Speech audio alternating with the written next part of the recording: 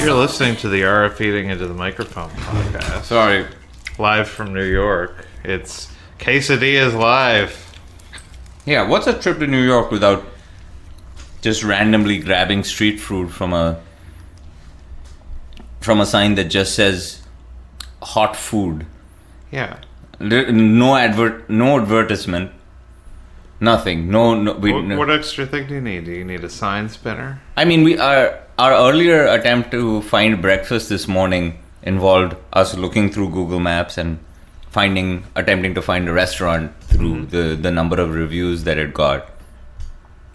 So it was a significantly more involved of a process than walking down the... Well, why bother like having a nice place when you can just have an aluminum box and an LED light? Arif will come to it like a moth to the flame. It's a damn... I gotta tell you, man. Is it worth the 45 minutes that it took for us to get it? Oh, yeah. Yeah. Remember 1 minute ago when you said you weren't going to eat into the microphone? Sorry. Let me just stuff a few more 1,000 pounds of quesadilla into my face real quick. It definitely was... I don't know whether it was worth the 45-minute wait if you didn't eat. Which you very kindly sort of sat there while I didn't eat. I had a few Doritos while I was waiting. I feel like... Spicy nacho Doritos is basically... it's a version of what you got. Yeah, it's... Mexican cuisine. You were contributing to the culture. Yeah. Do you think that like eating Doritos is sort of... It is to Mexican food or to South American food what Shakira is to South American music, I think. Yeah, she's always playing her accordion. I mean, yeah, John and I we had a fun walk back, and what is it? You can hear some motorcycles revving. Yeah, my ride's here, guys. It is after 2 a.m. It's an old New Brunswick joke, right? My ride's here. People like to say that. Well, People they say that when the police come. Is that a... Yeah, that's the thing. Because the sirens come. Oh, my ride's here. Because the people I did it were... Okay, so they were doing new twists on an old joke, I think. You know? The new twist doesn't make as much sense as the siren one, I gotta say. You gotta stick with the classic. Yeah. I always thought that the motorcycle thing was because it made you look cool rather than a loser. Well, no, if your ride was here and it was a motorcycle revving, that means you're just going to climb on with that guy and wrap your arms around his waist. Oh, I forgot about that. Daddy's here. Oh, yeah, right is here. That means the driver is your chauffeur. We're just going to attach our belts together for safety. I just put my head gingerly across his wide back. Yeah. My ride's here, guys. My chauffeur, who's riding my Harley Davidson. But yeah, John and I were saying that there's... Yeah, Arif's wearing a t-shirt right now that says, if you can read this, the bitch fell off.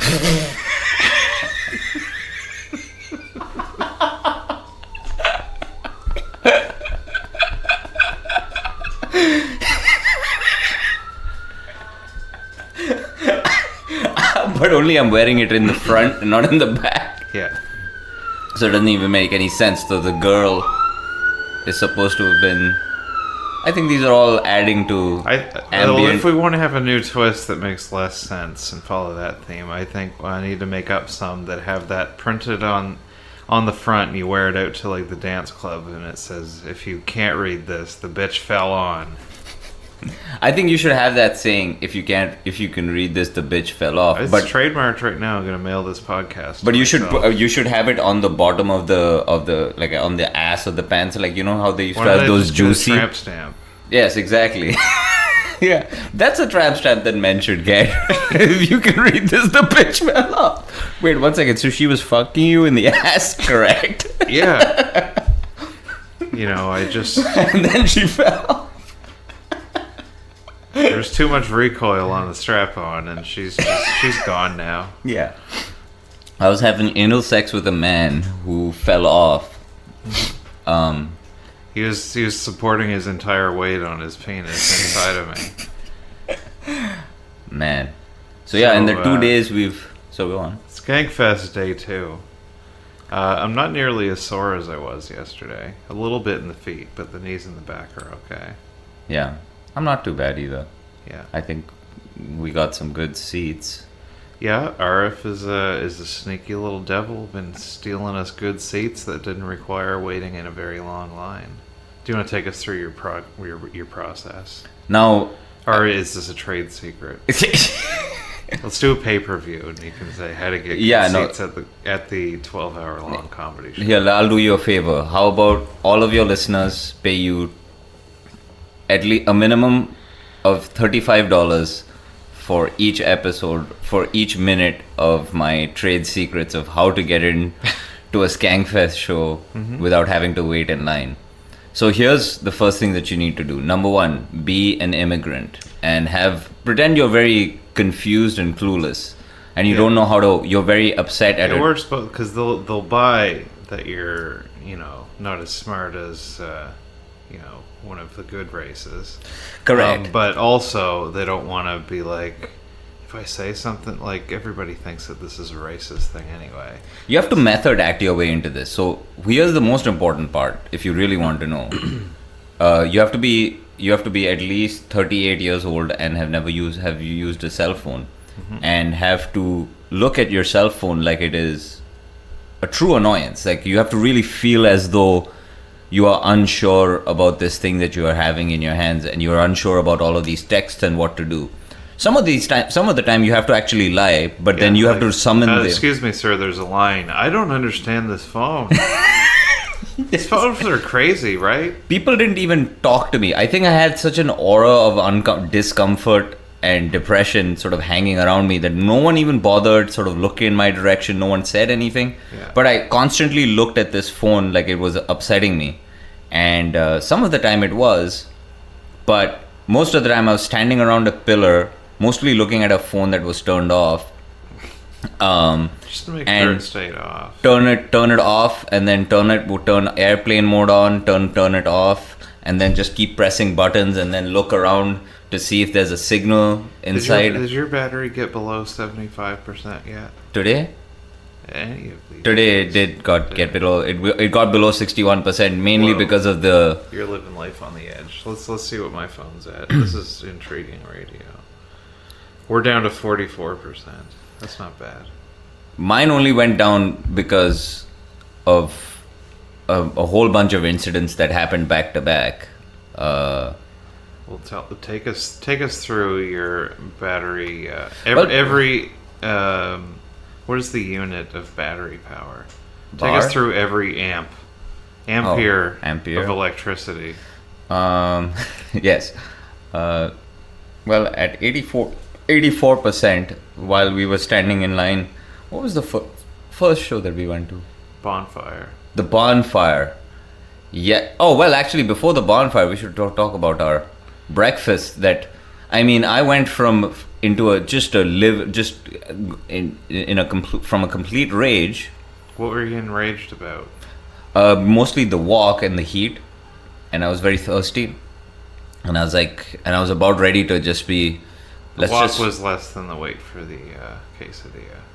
Yeah, but it was first thing in the morning, and I hadn't eaten. Fair enough. So yeah, I could kind of tell. We were going like, all right, let's take a minute.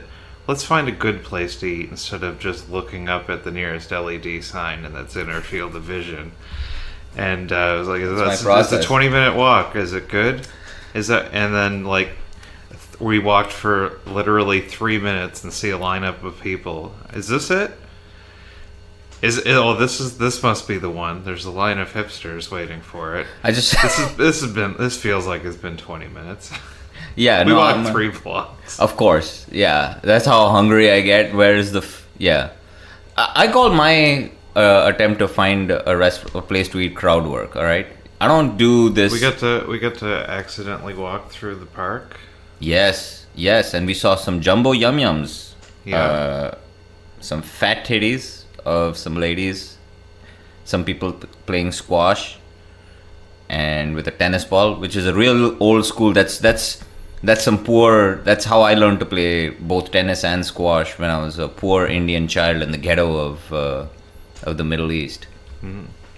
So it brought back some memories. Right. Beautiful day in the park. Yeah. It was the restaurant that that Google pointed us to. I think it was worth the 20-minute walk. Yes, it was, but not initially. When I walked in, I thought, "Oh, this is some gentrified horse shit."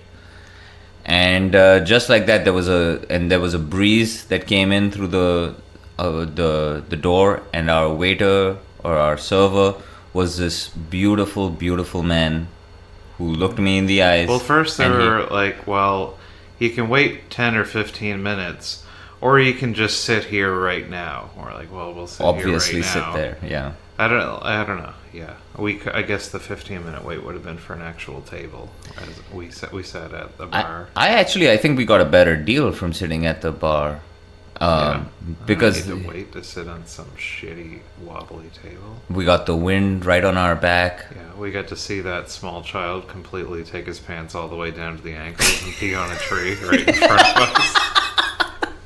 I mean, New York City is a beautiful city, the best city in the world. But encouraged by his mother, really has a bathroom problem. Apparently, this is a real problem where you trade in. I know they don't want hobos coming into their fancy restaurants to shoot heroin, but now we've got bare-ass children peeing in front of the window. Now you're making. I mean, this is true equality when you make rich people pee like that's the homeless people. gentrification. You just remove a homeless minority and replace it with a pantsless white child.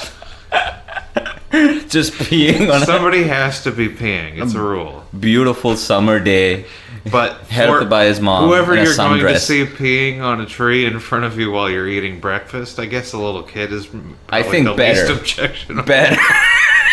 Just a full-grown man yanking out his soft white blood red penis and peeing into the wind. Yeah. So we ate and then what did we have? What was that? Shakshuka. Shakshuka. It was an Israeli restaurant or a Jewish? Yeah, it must have been an Israeli restaurant. I mean, that restaurant turned me like a crowd who. I was a crowd that was willing. I was ready to. The menu was boo. a cute little storybook. Yeah, it was. Should have taken pictures of that. Oh, damn it. You didn't take pictures? No. I was about to boo the restaurant. And then I've always said you're a closed-minded Arif. I am. You need to be open to you need to be worldly. I really found that I was becoming closed-minded, and then somehow a breeze and a beautiful 50s song and my handsome waiter who just seemed like as though old-timey refrigerator. It was firing on all cylinders. What's that? The old-timey refrigerator. Yes, the old-timey refrigerator in the back. I said, how is this happening? That how am I in love with you? This must be what, like, women who have these relationships with these, men who they know are toxic, but someday on a nice day. We both asked for one of the postcards that came with the receipt for a nice souvenir. God, man. I love a good arm around the... when someone is taking your order, just they put the arm. If they put the arm on the back of the chair, I'm in. I can't resist, man or woman. I've never noticed. That's what he did, and then he's like, coffee, and I said yes. Yeah. But then I was still a little bit in a rage because happened when they didn't serve they didn't serve boiled bananas. No, yeah, they didn't serve. They didn't. They didn't serve semi-boiled, flavorless bananas. Stiff, bland bananas. Yeah.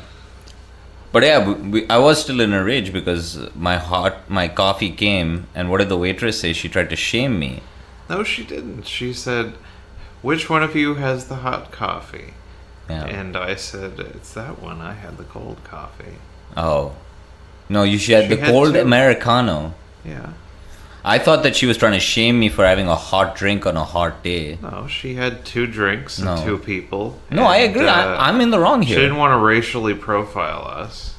I'm in the wrong here. I don't... But, if... somebody's just got a plain old hot coffee and somebody's got an iced Americano. The iced Americano is probably the white guy. Yeah, probably. Anyway, lovely meal. Then we went to Skankfest. This was an even better day than yesterday. I mean, by a long shot. Yeah, for sure. Yesterday was good, but this was a whole other level. We start off the day meeting Big J and Dan Soder, Tony Hinchcliffe, and meeting Justin Silver. It was a cattle line. We were just on a conveyor belt, shaking hands. I was attempting to be funny with them, but it was mostly sort of... Arif wanted to have a 15-minute long conversation about the mechanics of joke writing with each individual. Yes, exactly. And they just sort of ushered me off the stage. They just said, "This is embarrassing to you and everyone else involved. Please leave."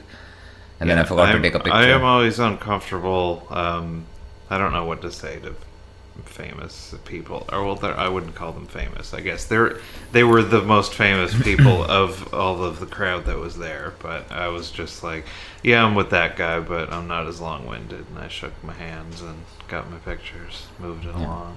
Big J and Dan were very nice. Dan is, I mean, I said something to him about an impression that he does, and he, I mean, I don't know, it was probably a fake laugh, and I told. Because we were listening to Jay talk about how much he hates Springsteen, which, if it was anyone else, I would be in a sort of blind rage about how... Because some of his positions that he takes with Springsteen, I get you not liking Springsteen, but things like Bryan Adams is better than Springsteen. Yeah, I don't like Springsteen Bon either, Jovi. but Bryan Adams I like even less. Bon Jovi is better than Springsteen. I mean...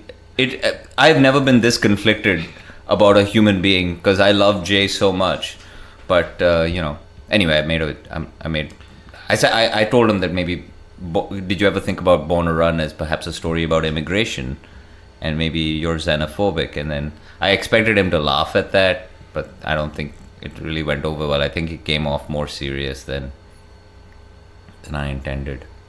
And anyway, we watched a live taping of The Bonfire. Yeah, that was that was pretty great. What was the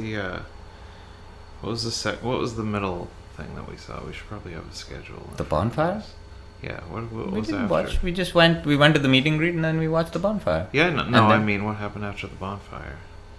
What happened after The Bonfire? You forgetting The Unmasked?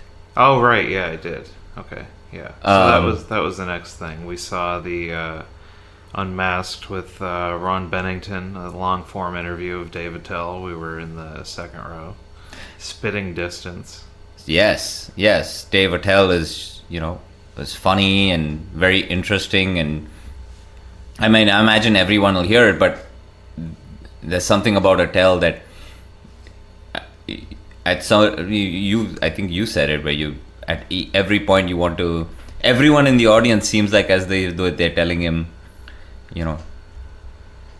you're one of the greats. You're right up there, and it must be in him, because I feel that as well. Like it is just almost embarrassing and humiliating to be. Arif's just walking down the street constantly today in Brooklyn, and people kept trying to like, "Hey, Arif Hussain, you are one of the greats." No, to be win a compliment is what I mean. Yeah, no, I know. Yeah, usually people always say that to me. They say you're one of the great terrorist minds of it's how I felt yesterday when I got like 3 independent t-shirt compliments throughout the day. Yes, yeah. None today. One guy today said, "I have that shirt." That was the closest I got today. You have to give a description of the kinds of the kinds of people that gave you these compliments. Number one, cute Asian chick at the front. Yeah, when we were checking in, getting our badges. Then it was downhill after that. The second one was curly mustache.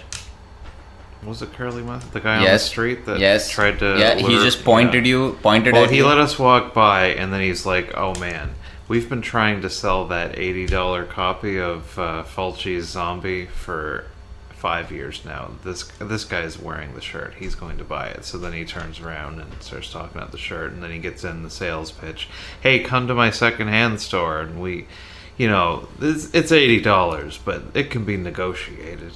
I'm like, yeah, I'll totally check that out. I already have the DVD, so we didn't go back. Third one was the black guy at the crosswalk. Yeah, that was pretty good. Yeah, always bald in the front with a pick in the back.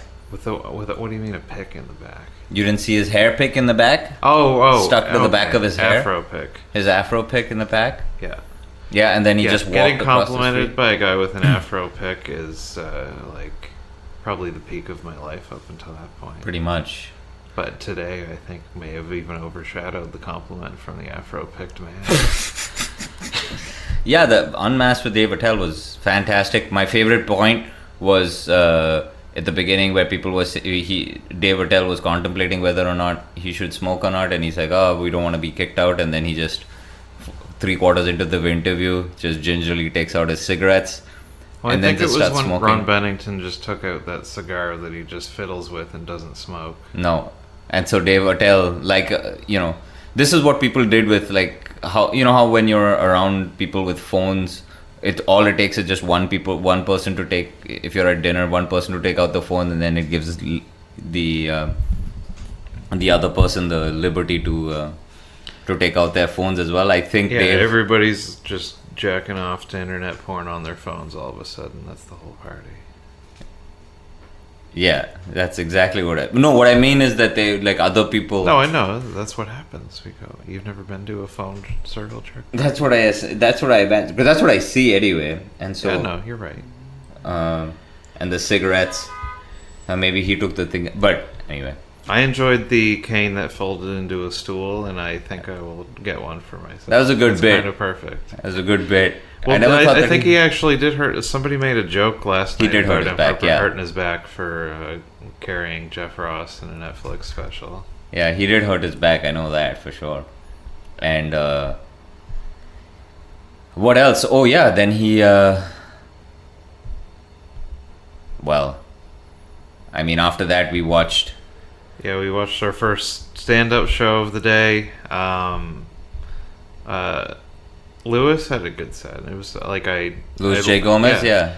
I liked his special, but I don't know, something today. He was acting as if he didn't have anything. He was just fucking around, but I don't know. I enjoyed it a lot. It was very good for someone who had just said that he has just one joke. He has 4 minutes worth. 4 minutes worth, but he filled 20 minutes worth of just fucking around. Threw that guy's phone across the That is hilarious, dude. Hilarious. That's the funniest thing. First he said, "Give me your phone," and the guy just gave his phone to him, and then he just threw it. Amazing. And then when the guy got up to go get his phone, he left like a bottle. He left a pint of like rum on his chair, and Lewis was like, "Oh, this fucking asshole." Left a pint of booze that he wouldn't have said pint. Whatever. He left a bottle of booze that he smuggled in, and then he just picked that up and gave it to somebody else. And then someone took his chair, and then someone took the guy's seat. Man, that was hilarious. Yeah. Yeah, that whole show was good, but should we cut right to the... Yeah, I mean... We watched... Yeah, Justin Silver was hosting, and he said, just so you guys, you should just don't take out your cell phones. A lot of people were working on stuff for TV, and, it kind of ruins it. So, anyway, crazy stuff happens. Louis C.K., everybody. Yeah. And Louis came out, and... I cried immediately. I don't know. It's just not like a sobbing cry, but all of the wokeness leaked out of my eyeballs a little bit. The poison was coming out. That's Despite myself, I'm like, oh, well, here it is. And we don't need to get into the specifics of it, but just really, really good. Probably the best stand-up set that I've ever seen live, hands down. Yeah. There's nothing really. I mean, all you can say, and you feel stupid. I feel stupid about sort of even saying things like, I was giddy, and the room was. Yeah, but before this show, you were super butthurt that your eyes were closed in your David Dell picture. Yes. So I assume canceled that out. Yes. I guess I took a picture with Dave Attell. There's a story attached to this, but anyway, maybe we'll leave that for a different time.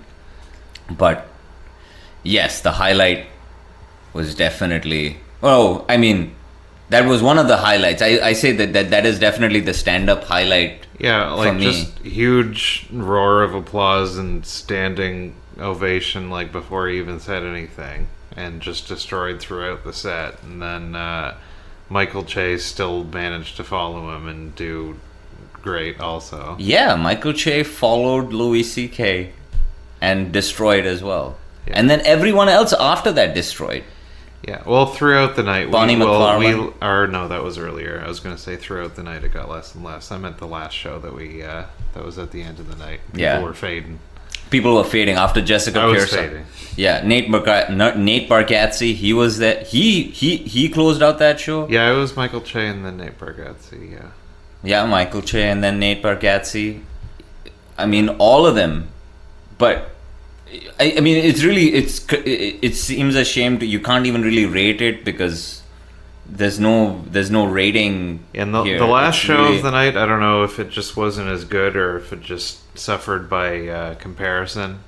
I don't know. The last Big J, I think, was and Nate when he came back up again in the last show of the night that we were at. Everybody else was kind of so. No, I love Dan Soder. I love Jessica. Yeah, Dan was good. Jessica Kirson, she was fantastic. She's fantastic. I loved her. But you know, it's and then I got to witness a fight between two comedians, and then made an ass of myself in the midst of it. Tell us the story. Well, maybe we'll close out on this. As I was attempting to get a seat for our final show, just looking at my phone, I caught a glimpse just at the corner of my eye of Michael Che and Kurt Metzger having a conversation. So in my head, I thought maybe I'll just go up to them and ask, just say something witty and perhaps, wow them with some sort of ethnic humor, maybe do some bits at them. And just then, there was a screaming between two comics. One's a female writer from The Daily Show, and the other is a black comic called Jimmy Martinez. Now, this is not important. It's not important in general that they're black. It's just important to the story. Now, these people are screaming at each other. These are very good comics screaming at each other. And for some reason, Michael Che is pulled into the center of it. Michael Che jumps into the center of it, and he is trying to get Jimmy Martinez to stop screaming at this lady. And just then, at that point, I thought, because Kurt Metzger was right next to me at the time, I put my hand on his shoulder just to attempt to get his attention because he seemed very concerned. And I thought maybe a good way to break the tension would be to sort of reference some of his own material. But I wasn't thinking about the situation, so I said, Kurt, I love your joke about the N-word. And then Kurt just looked at me, and I thought, in my head, it's like, here's where we would have a talk about, the intricacies of joke writing.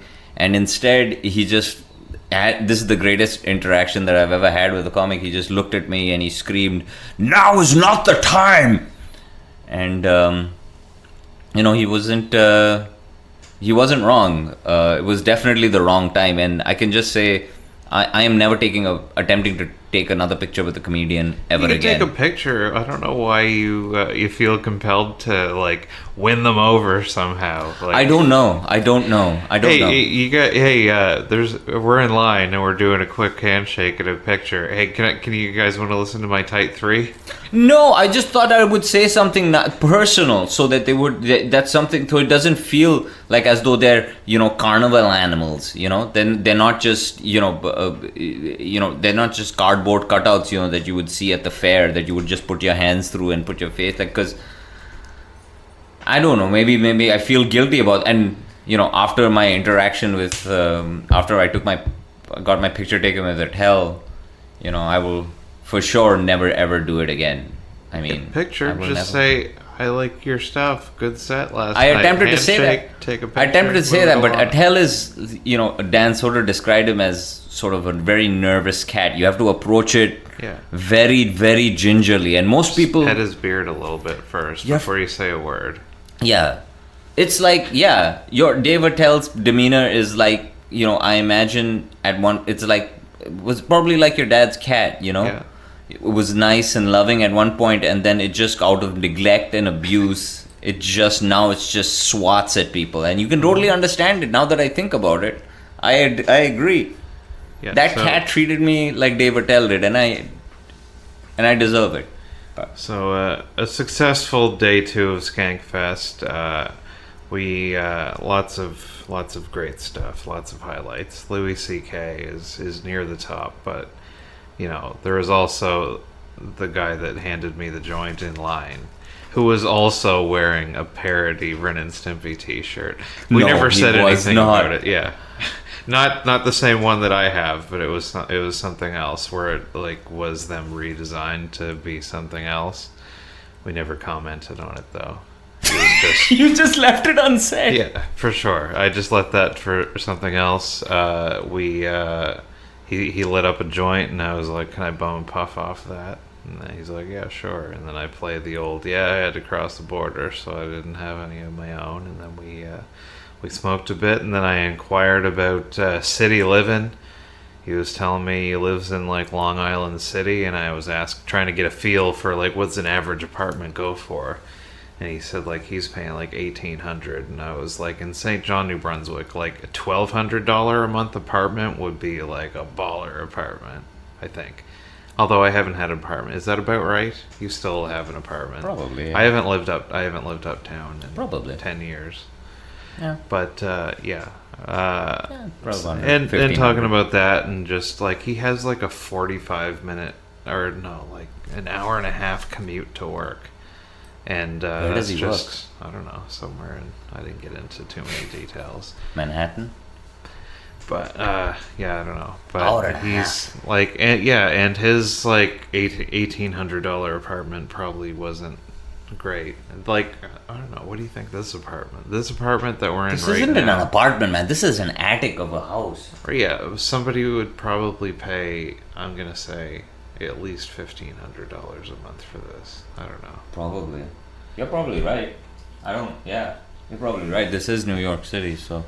Yeah. So anyway, got to smoke some weed, and that's the big takeaway from today. You got to see Corinne Fisher and Christina Hutchinson out in the wild. Yeah. That's pretty cool. While I was eating Doritos. Just standing on a street corner eating spicy nacho Doritos. Hey! I listened to, that guys, we fucked. Spitting Doritos out of my mouth a little bit. I did not interact with them, for the record. Yeah, I mean, it's probably... Even without the Doritos, I didn't know what to say. That would be, I mean... Definitely don't... if I've learned anything, don't try to be personable and funny. I think you just be sincere... I should have accosted them and be like, "Hey, remember that guy you fucked?" And I really like that. Attempting to be even sincere has to be like you have to do it in a different way. You're not. This isn't the beginning of a relationship. It's a quick hello and a picture. That's all it needs. That's all it's got to be. But I think that the picture feels, it's the picture part that is. Well, think about it as they're churning through hundreds of of comedy fans every time that there's a show, and you're probably like of the 5% that just gums up the process and kind of slows down the conveyor belt and wants to make a connection.